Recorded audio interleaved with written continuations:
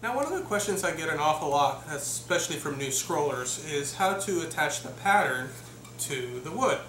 Now, there's a lot of different methods, and each scroll saw artist has their own preferred method, but I thought I'd share a few of the more popular ways of doing it, and that way you could decide which way would work best for you. So there's basically three different ways of putting the pattern to the wood. The first method is to transfer the pattern directly to the wood. The second method would be to lay down a substrate and then glue the pattern to the substrate, and that makes for really easy pattern removal. And then the last way is to glue the pattern directly to the wood. So let's take a look at the first method in transferring the pattern directly to the wood. Now, one of the most direct ways of putting the pattern to the wood is simply draw on the wood itself. Now, that's easy enough for a simple pattern, but when you get something a little bit more complex, that is really quite far out of my skill set, and I'm not comfortable doing that. But for simple patterns, it works great. Now, you could also use carbon paper. Now, carbon paper can be found at any craft store. I usually find it in the wood crafts area, and it's a great way of transferring a pattern or a design to another surface. You simply put the carbon paper directly behind the pattern, you tape everything down, and with the pencil you kind of draw the outline of your design, and then once you remove both the pattern and the carbon paper, the outline of your design has been transferred to your wood. Now, if you don't have graphite paper, you could always use a soft pencil. I like to use these soft pencils that you use for drawing. The softer the pencil, the better. And all you got to do is simply scribble on the back of your pattern and lay down a nice thick dark color on the back of the pattern.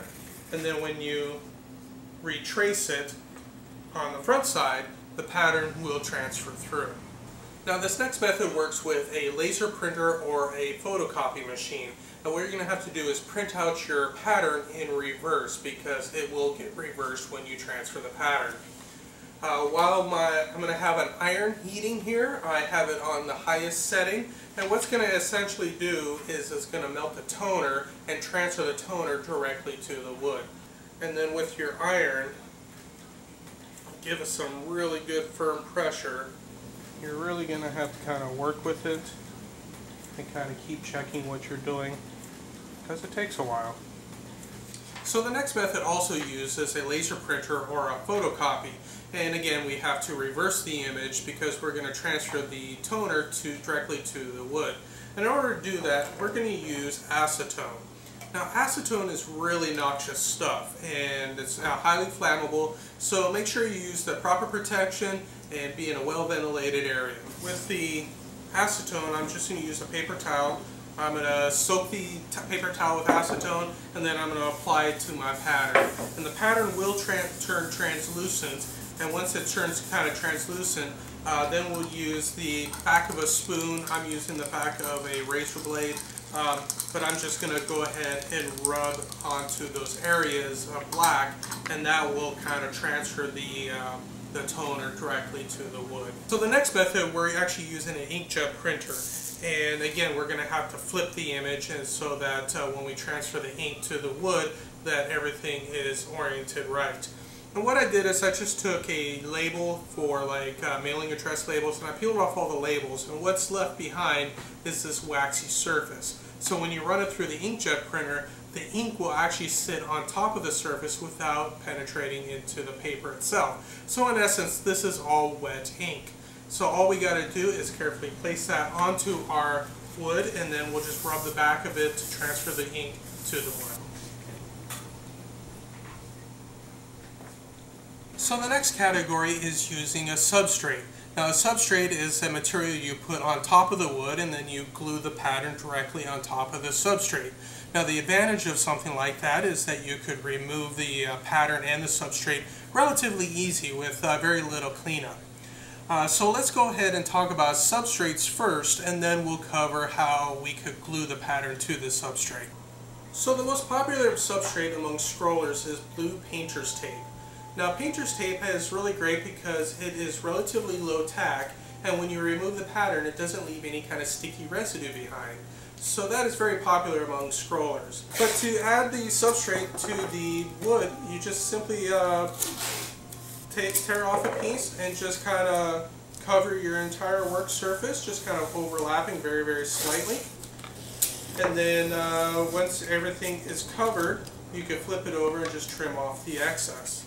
You could also use contact paper, and I'm using the clear contact paper, and you can find this over in the kitchen area of your store.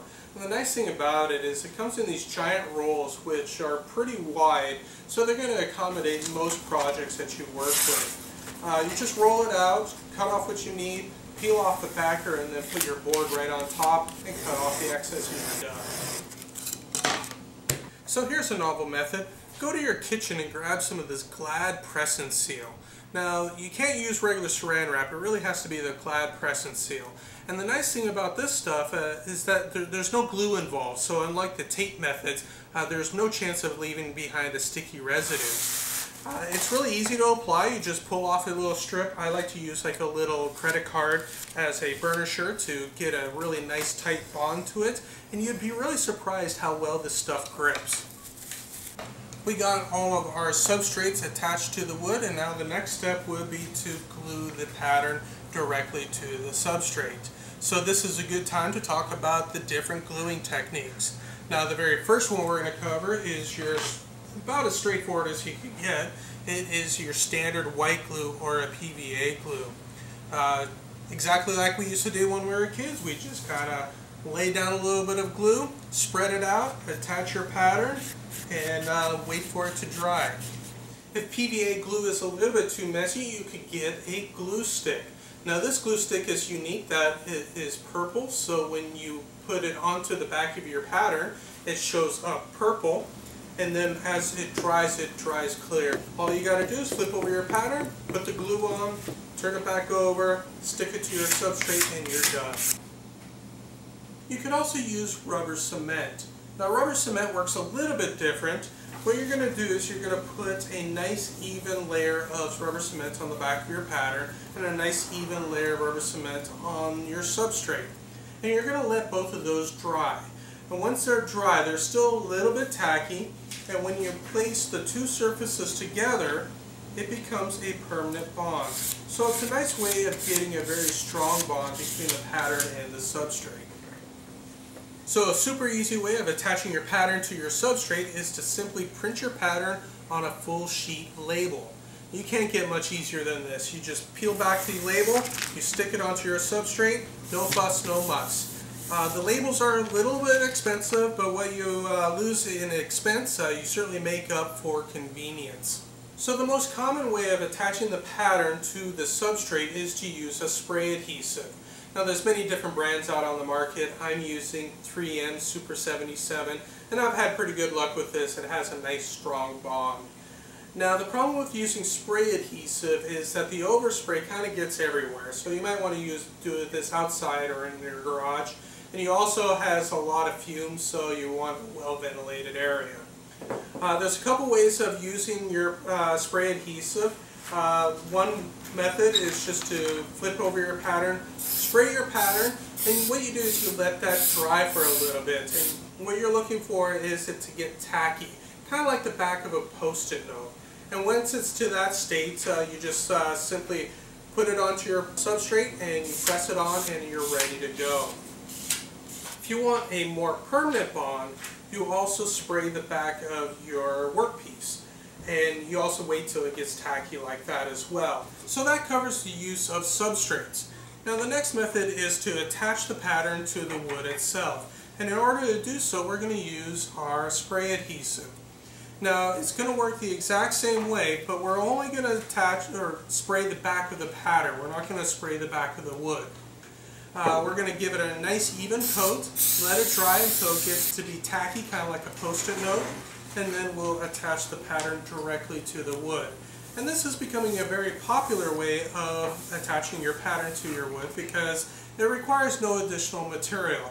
And the pattern removal is super easy. If you use just a little bit of mineral spirits, it practically falls off. And we'll cover pattern removal in the next video.